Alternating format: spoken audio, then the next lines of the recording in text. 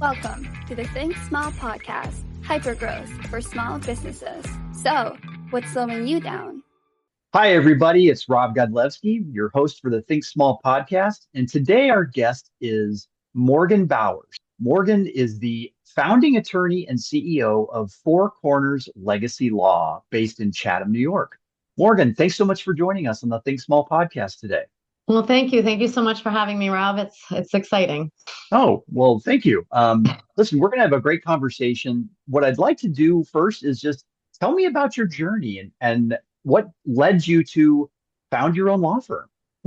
So, I started my law career down on Wall Street, working for a large Wall Street law firm, and I had bought a house upstate.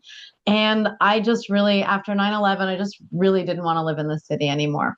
So I came up here and I worked for a sole practitioner for a long time. And she decided she wanted to retire. And basically, she gave me a choice: buy the law firm or go find a job. And Okay. so I said, well, I've had a lot of the luxury of a lot of my own control, working part-time for the last 15 years or so. I'm not willing to go find a job, so I guess I'm going to become a law firm owner. Okay. Well, you were presented a fork in the road and you took it. I took it. I figured, how bad could it be? And here I am. So it was the right choice. And so what year did you actually found the firm?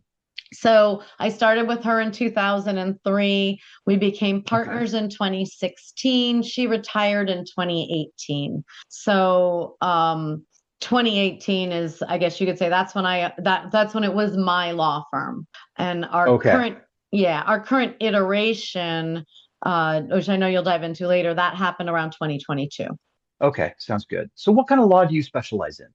So right now we focus almost primarily on estate planning as well as administration or probate. But right now, only for our clients, we're still growing that part of the practice. So estate planning is what we focus on. So rather than battling it out in the courtroom, you're really there to support your clients through a subject matter that they really don't know a lot about and honestly shouldn't know a lot about, right? We're not born into being experts on estate planning. So that's wonderful. Yeah, and that's a lot of how we approach it. Estate planning, we're all going to die, right? We all need to do some kind of planning or there's going to be a mess. So our goals are to keep your family out of court and out of conflict. We are not traditional lawyers who make our money going to court. That's why we only do uncontested proceedings.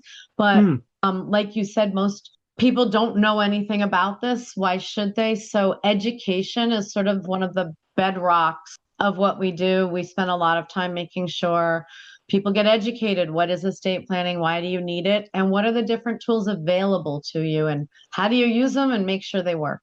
Excellent, excellent. So tell me about the size and structure of the firm. How many associates are working there now, and what does your ideal client profile look like?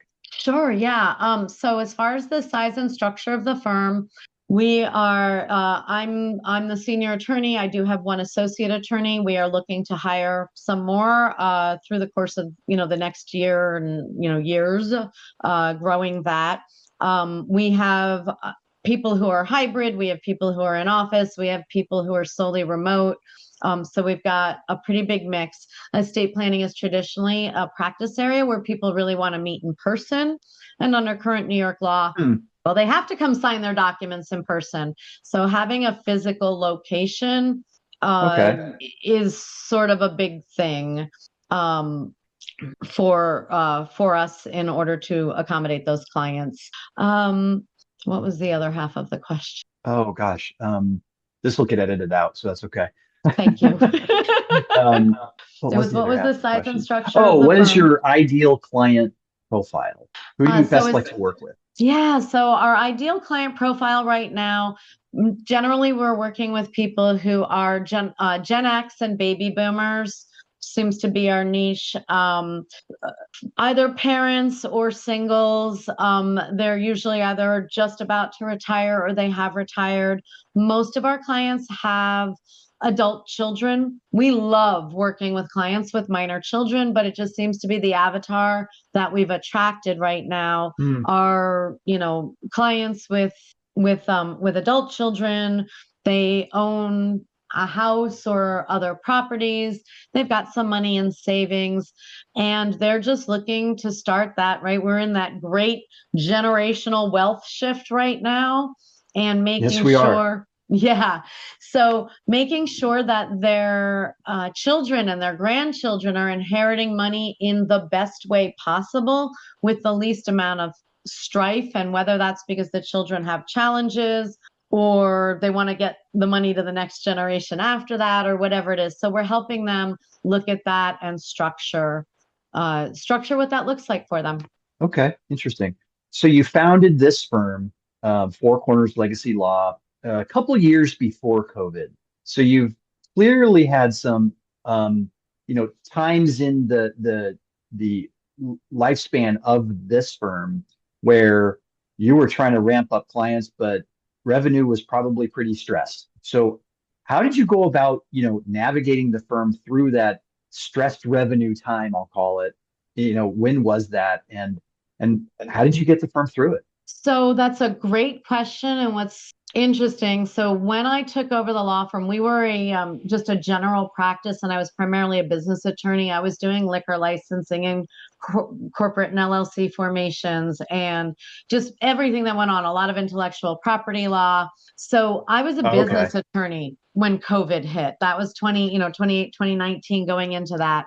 And as a side, we'd done some estate planning, and we'd also done real estate. Well, when COVID hit our area of New York, every single person, it felt like, moved from New York City and Brooklyn to Columbia County, New York, and real estate went bonkers. So for me, COVID was probably some of the best revenue generating years that I Wow.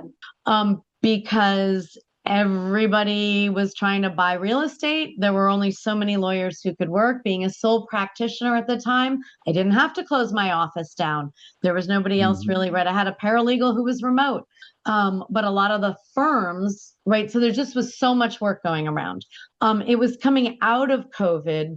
I was completely burnt out on real estate. I was completely burnt out on a lot of the corporate stuff because I had been dealing with all my clients who were struggling through the COVID years, and helping them get through it. And I was still inundated because I built this reputation as a go-to person. So I was just inundated with so much work. And coming out of COVID, I decided to hire an attorney to help me with it.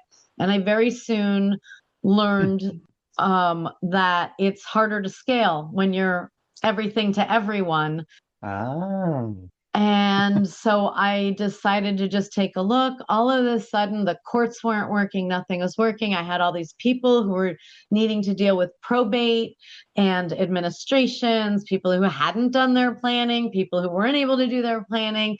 And I'm like, wow, this is what happened to me when my grandmother passed away, or first got dementia and then passed away back in the early 2000s. I thought her lawyer just sucked and committed malpractice because everything that shouldn't have happened in our family. It cost us hundreds of thousands of dollars it shouldn't have cost.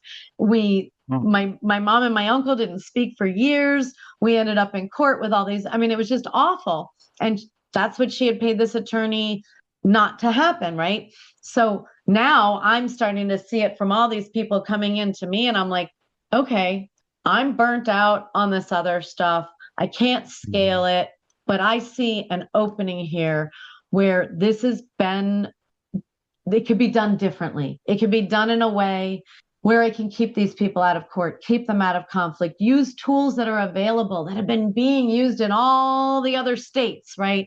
And just in New York, for whatever reason, I have my ideas on those, but we're just not using them. So I decided I was going to rebuild the law firm as an estate Hmm. planning focused firm. So to answer your question, sorry, it took a long route to get there. The revenue stresses came when I decided to shift focus. And I suddenly Right. discovered that having built a 20+ year reputation as a business attorney didn't mean squat when I changed my practice area to estate planning. So I went from having a business that thrived on referrals to the extent I was referring out work, hired an attorney, couldn't figure out how to train them on this type of work. Now I'm in a practice area. Nobody knows me. I have no reputation. And I had to learn to start marketing. And right, I had to learn to do a whole lot of things they don't teach us in law school. That's right. And there was the revenue dips. It was the fear, the terror of not saying yes to all the work that kept coming in to make room for the work I really wanted to do. Right. So it was a very intentional pivot from a practice that you didn't even enjoy anymore, but you realized, and that's what I really appreciate your comment about. You said, I realized that I couldn't be everything to everybody, and the firm was set up to try to do that. And and honestly, Morgan, that's what I do with my clients every day is get them to focus. And it's not until any business focuses on their ideal customer or client and focuses on the very specific products or services that they can achieve exponential growth. And clearly you've gotten past that hump. So let's switch gears now and talk about that experience, right? So you've gotten through that tough time when you purposefully pivoted the business. Now you need to figure out how to do this all over again in a brand new practice area as essentially a sole practitioner. But let's talk about how it's going now and how the growth is happening. Yeah. So it's definitely been a journey. And it took I actually joined an attorney coaching program called How to Manage a Small Law Firm, and an estate planning, I guess you would say, it's another coaching program in a sense, new law business model, and figured out how to actually start doing this focus, come up with ideal client avatars, learn how to market, those types of things. So the part about it that was the absolute hardest was making that space, making that mindset shift from, oh my God, how am I turning down thousands and thousands of dollars of work and sitting here and, hoping that these other clients are coming in.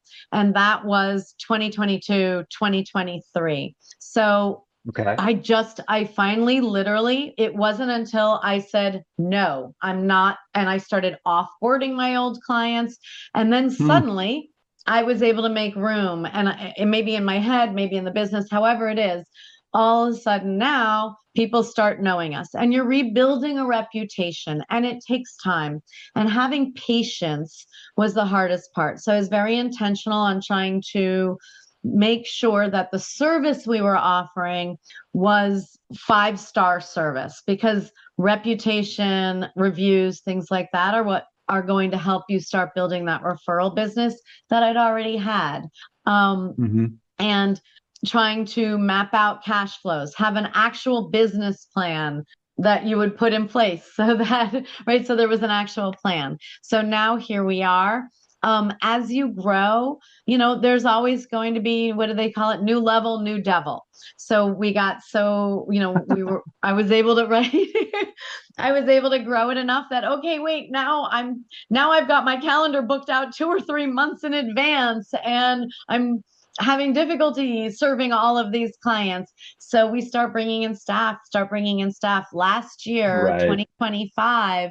In the fourth quarter alone, I added an attorney, an operations manager, and a receptionist legal assistant. But that same year, I also added an intake person. And, so we're the year over year growth. It gets exponential, because when you turn the marketing on, you fill up, you can serve them. Oh no, now I need to grow again. Turn the marketing on, fill up. Now I need to grow again. And so there's a lot of, it's a little bit of a roller coaster, but that's sort of what's exciting about it. Well, that's fantastic. So you're doing well now. You're can I assume that you've established yourself now as that expert in the area of estate planning, and it's easier than when you started this effort a few years back.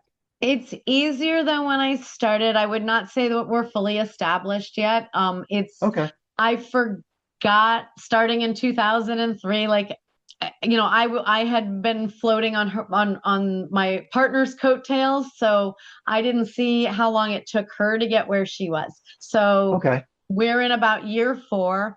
Yes, we're starting to see all the efforts of the last few years. We're getting more and more referrals. We're getting more and more web traffic. We're getting that. I am unique in my particular county for the types of services that I provide. Most of the other attorneys in this area are more old school about it. But we're in a very small region of upstate New York.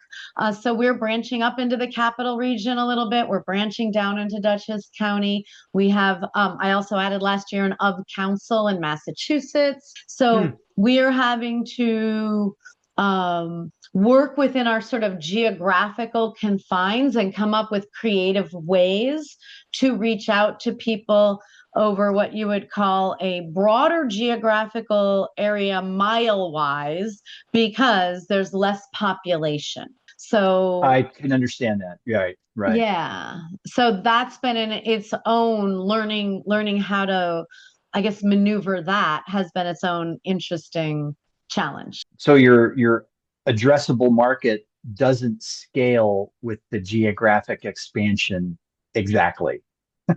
Is that Yes. safe to say? Yes. And we are learning. And again, all of this is just such an amazing learning experience. We do a lot of presentations. Live presentations is one of the, like I said, education and relationship is the bedrock of our firm. So we do a lot of educational programming, and we start to build a relationship, right? They meet us one-on-one. They can know, like, and trust. We are learning that even though we're all within a 50-mile radius, the people in the capital region the avatar is different than the ones in our county, is different than the ones just to the south of us. And they all have different, it's an interesting, like a different group of personalities, group of experience, type of I don't know. It's fascinating, and we're still learning how to maneuver all that. So we have to be opening up our avatar a little bit because of the geographic challenges. But still, it's still that general Gen X baby boomer, and now also a little bit younger, parents of teenage children, I guess you would say, people who are in their mid-careers, because different generations understand different things about estate planning. And what we're finding is the millennials actually know more than even Gen X and baby boomers. They know so much about it because they're in that sandwich, right? They're starting to be in that sandwich generation, whereas Gen X, our parents are. Looks like you froze up a little bit there, Morgan. We'll wait till you come back here. Oh, Morgan, can you hear me? Morgan, are you there? If you can hear me, I'm going to turn off my video to see if that helps our connection at all. There we go. Hi, sorry about that. My whole screen went blank and disappeared. Oh my gosh, yeah, you froze and I couldn't hear you anymore. So we'll pick that up kind of where we Sorry left about off, I that. guess. Yeah. Not at all, not at all. So to me, it looked like you froze and then everything just Oh, disappeared. okay. All right. Do you know where Basically I kind of, froze? Yeah. oh gosh. Just Okay. kind of wrap up what you're saying about the picking out your customer avatars in the various areas, even though it's a small geographic area in which you practice, relatively speaking, there's a very different customer profile in one area than there is from another. So explain that a little bit. Yeah, so even though the avatar is the same, the customer profile, the client profile is a little bit different. And what they're concerned about is sometimes a little bit different as well. We have a lot of professionals and technology people and everything up in the capital region, or politics. In our area, we've got more professors and educators and social workers, and it's a little bit more the second homeowners from the city or retirees down in Dutchess County. It's a mix of city people, but in both Columbia and Dutchess, we have a lot of three, four generations. So I work with a lot of farmers and a lot of people who have Interesting. contract, long-term family businesses. So business succession planning, but yet they're all in our avatar. They just have Sure. different customer profiles in that. So that's been really neat to learn. How do we need to market to them? How do we need to serve them? What different skill sets and things do they need? Yeah, so that's Even though even though they're in very close proximity to each other, again, relatively speaking, they have very different needs, which means you have to message to them differently. You have to communicate with them very differently, and probably almost augment your services a little bit differently as well. And Morgan, I have to hand it to you as a career marketing executive and now a fractional marketing chief marketing officer. That's what we help our clients with every day. And you're doing some really great marketing things there. You're writing my book here. we're trying. I gotta tell you, it's the part of this that, like, they teach you in law school to be a lawyer. They don't teach you how to run a business. They don't teach you how to That's manage right. staff. They don't teach you to know your financials. They don't teach you to market. These are all things. That's why I joined coaching programs, right? Because I Good knew for I you. wanted a law firm. I didn't want a law practice. I really Interesting. believe in what we're doing. I don't think people are being served well by all this do it yourself online, or here's a quick will. Nobody understands why those things don't work the way that they need to. Yeah, okay, they work for a few people, but a lot of people need more than that. And I'm trying to give them the peace of mind and make sure, right? What are you leaving behind? You're dead. Whatever, it doesn't matter to you anymore, but you're leaving behind this family. They're the ones who are going to Right. have the repercussions of what you do or don't do. So the greatest gift you can give to them is making it as simple as possible. And so we believe so passionately, the lawyers I hire, we believe very passionately in that. So we have made our toolbox bigger so that we can match those tools to what those particular, what it is that they're looking for. And it's funny that you said that about the education.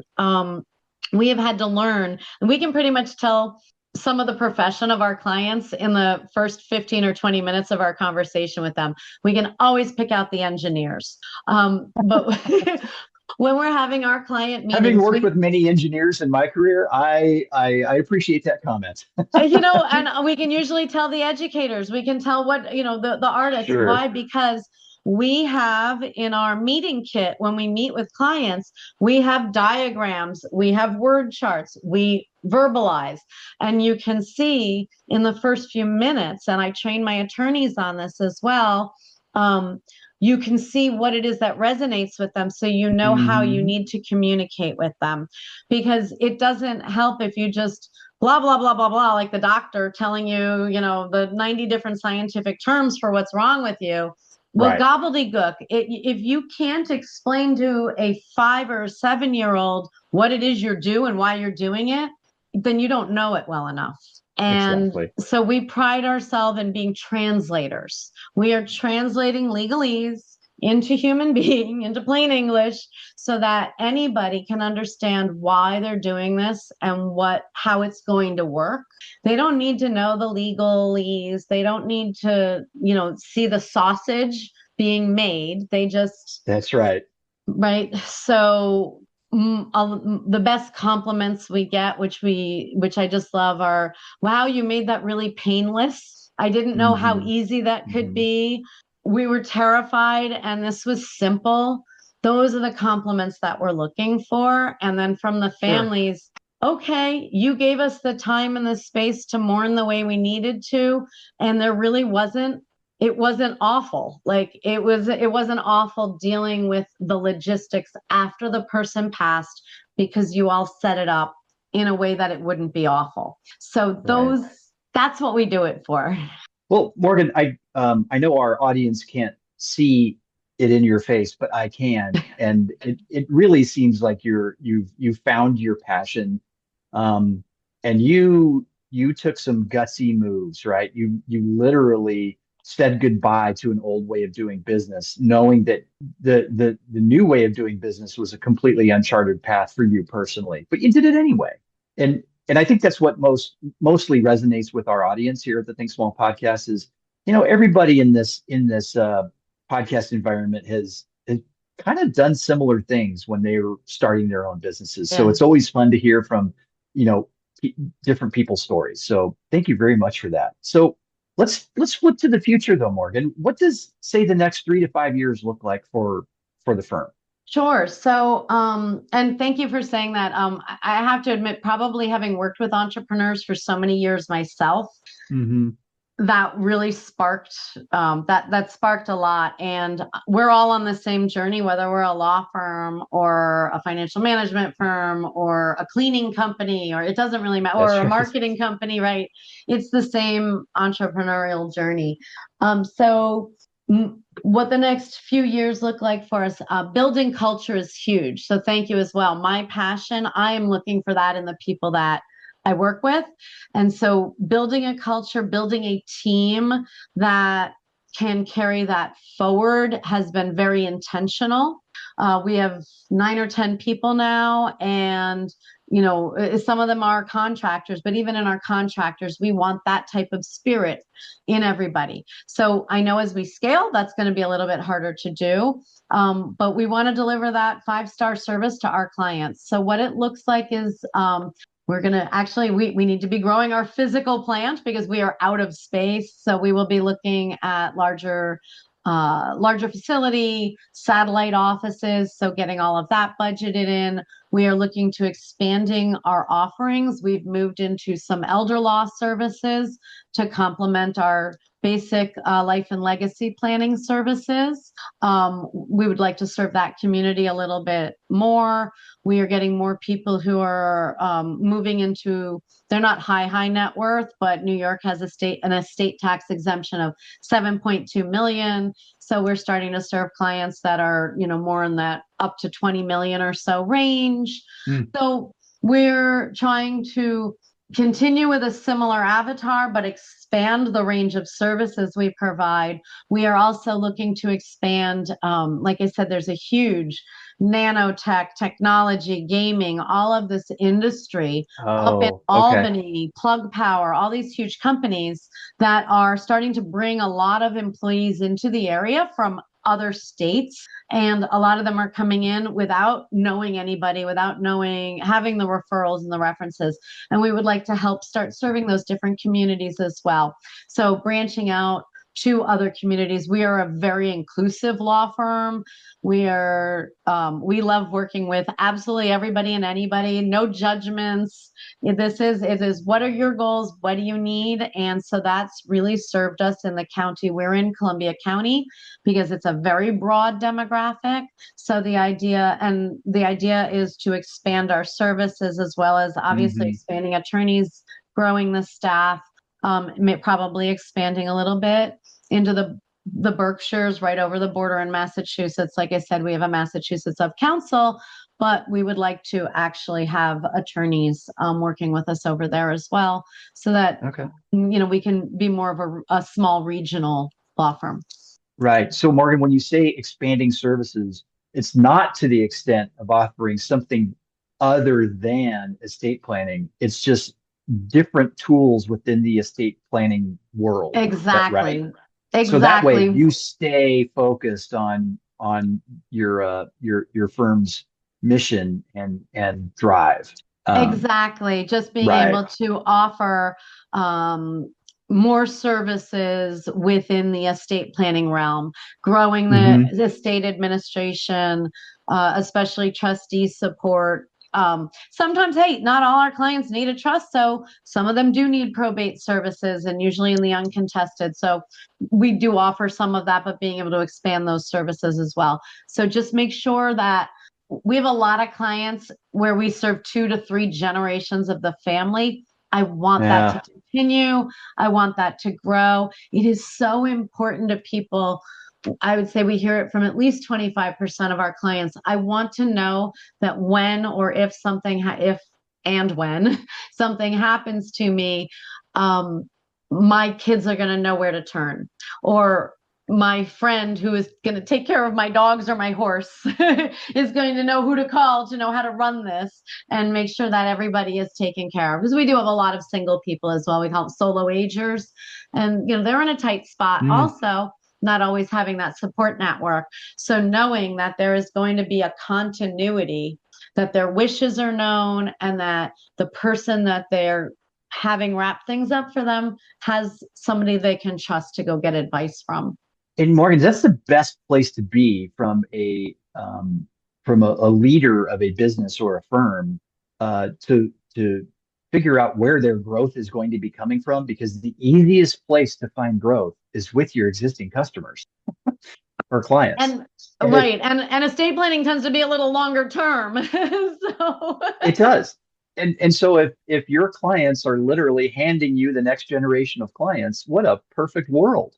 Yeah. I wish I was involved in businesses like that some days, but right, but we gotta wait till they hit at least 18, right? No. So, that's right. But we also love working with other professionals, and I think that's another thing that makes we have a team 100. I don't know if you've heard that. We try to. So team 100, we don't do family law, so we have referral people we can refer family out to. Oh, sure. We don't contractors. Everybody always needs a contractor. We try to build those types of referrals and those referral relationships with other law firms, with other professionals, especially financial planners, accountants, building all of that network. So when our clients come to us like, hey, we just had this weird problem. Oh, hey, I got a guy for you. I got a gal for you. I know exactly where I need to send you. And being that resource in the community or for our people, like, to me, that is also really important, building up that network, that neighborhood of relationship it comes back to. Yeah, for sure. Well, Morgan, it sounds like you got a very strategic approach to your short and longer term growth. You're focused. You are embracing marketing and lead generation techniques that are not found very often in law firms, I can tell you for sure. So, well, Morgan, again, thank you so much for your time today. Again, this is Morgen Bowers. She's the founding attorney and CEO of Four Corners Legacy Law in Chatham, New York. Morgan, thank you so much for your time today. Thank you, Rob. I really appreciate the conversation. Welcome to the Think Small podcast, hypergrowth for small businesses. So, what's slowing you down?